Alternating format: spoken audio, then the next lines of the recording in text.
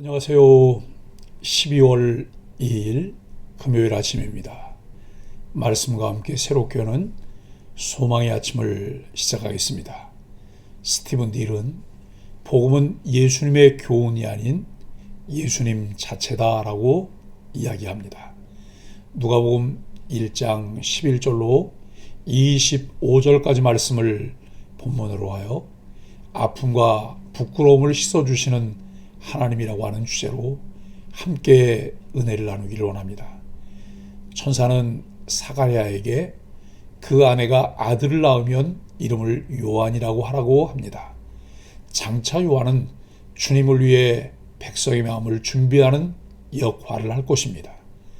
천사의 말을 의심하며 표적을 구한 사가랴는 결국 때가 이르기까지 말을 하지 못합니다. 이후에 엘리사벳이 잉태하고 5달 동안 숨어 지냅니다. 천사는 세례 요한의 출생을 예고하며 그를 삼손의 이미지로 묘사했습니다. 또한 말라기가 예언한 종말에 올 엘리야 선지자가 바로 세례 요한임을 알려줍니다.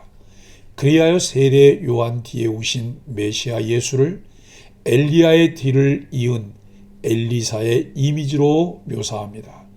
요한에 대한 누가복음의 기록은 종종 엘리사를 연상시킵니다. 또한 종말의 선지자인 세례 요한 뒤에 하나님의 백성을 구원하는 메시아가 오실 것을 암시합니다. 연로한 사가랴 부부에게 아이가 생긴 사건은 아브라함 부부에게 아들 이삭이 생긴 사건을 연상시킵니다. 아이의 출생은 새로운 역사의 시작을 암시합니다.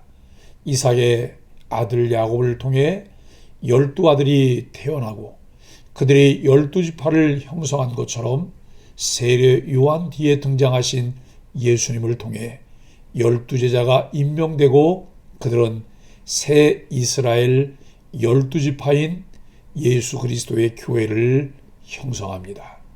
천사의 예고대로 엘리사벳은 잉태했습니다. 그녀는 잉태한 것이 확실히 표신할 때까지 얼굴을 숨겼습니다. 그리고 하나님이 자신의 부끄러움을 없애주심에 감사드립니다.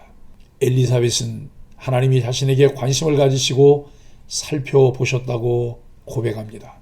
하나님은 부끄러움을 당하는 당신의 백성에게 관심을 가지고 그들을 살펴보시는 분이십니다.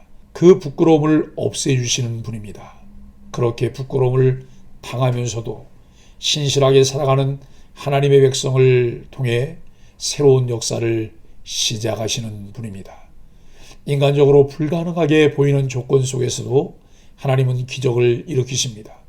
엘리사벳에게 위대한 인물을 아들로 주신 하나님은 지금도 살아계시며 일하십니다.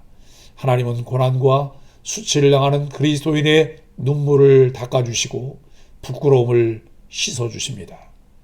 11절로 17절은 세례 요한의 출생 예고입니다. 하나님은 전능하신 능력과 자유로운 주권을 가지신 분입니다. 그럼에도 하나님은 사람과 함께 일하십니다. 하나님은 구세주 탄생에 앞서 선구자를 미리 준비하셨습니다. 그 일은 사가랴 부부를 통해 이루어졌습니다. 사가랴는 전혀 예상치 못한 천사의 방문에 크게 놀랐습니다. 이에 주의 사자는 두려워하지 말라 하며 그를 안심시키고 너의 간구가 들렸다고 합니다. 그리고 그의 아내가 아들을 낳을 것이며 그 이름을 요한이라 하라고 알려줍니다. 가임 연령이 지난 부부에게 아들에 대한 약속은 매우 당혹스러운 일입니다. 그러나 하나님은 불가능을 가능하게 하시는 분입니다. 오늘도 하나님은 성도의 간절한 기도를 들으시고 구원의 능력으로 응답하십니다. 천사는 이 아들이 사가랴에게 기쁨을 가져오고 많은 사람도 그의 탄생을 기뻐할 것이라고 말합니다. 또한 그 아들은 성령 충만함을 받아 많은 이스라엘 사람을 하나님께 돌아오게 하리라고 전합니다. 그의 사명은 엘리야의 마음과 능력으로 구주보다 먼저 와서 의로운 방식으로 가족들을 결합시키고 주를 위해 세운 백성을 준비시키는 일입니다. 주님을 위해 우리는 먼저 회개와 성결로 준비해야 합니다. 말씀에 불순종하는 불경건한 자들은 결코 구세주를 영접할 수 없습니다. 18절로 25절은 불신앙의 징표입니다. 하나님의 말씀을 내 상식과 경험으로 제한하는 것이 불신앙입니다.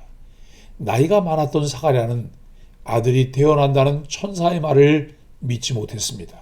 그는 내가 이것을 어찌 알리오라며 표적을 구했는데 이는 불신적인 태도입니다. 복음의 위대한 역사가 이루어지는 상황에서 인간적인 의심과 불확실함이 드러납니다. 그럼에도 하나님은 그런 연약함 속에서 위대한 역사를 일궈내십니다. 자신을 하나님 앞에 서 있는 가브리엘이라 소개한 천사는 자신의 말을 믿지 못한 사가랴가 아기가 태어날 때까지 말하지 못하리라고 예고합니다. 이 말이 실현되었습니다. 이는 그의 불신이 하나님의 계획을 중지시키지 못한다는 것을 분명히 알리는 메시지입니다. 이는 불신앙에 대한 징계이기도 하지만 한편으로는 천사의 메시지를 사람들에게 숨기는 역할도 합니다. 세례 요한의 출생은 중요했고 누구의 방해도 받지 않아야 했기 때문입니다. 하나님의 말씀은 반드시 성취됩니다. 하나님에 의해서 나온 말씀은 결코 헛되이 돌아오지 않습니다. 사례는 천사의 말에 완전히 압도당해 내가 이것을 어떻게 알겠습니까? 라고 말하며 도저히 그 메시지를 받아들이지 못합니다. 그에게는 표적이 필요했습니다. 이는 사사 기드온과 같습니다.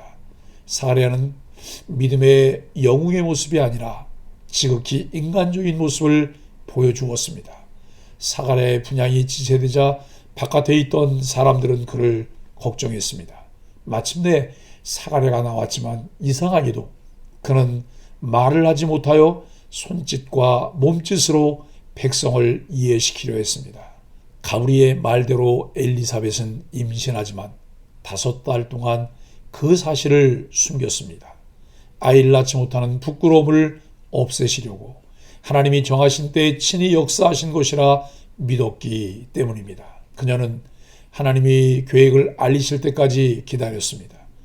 우리는 이해할 수 없는 어려움이 찾아올 때에도 하나님을 인정하고 그 뜻에 순종하는 삶을 살아야 합니다.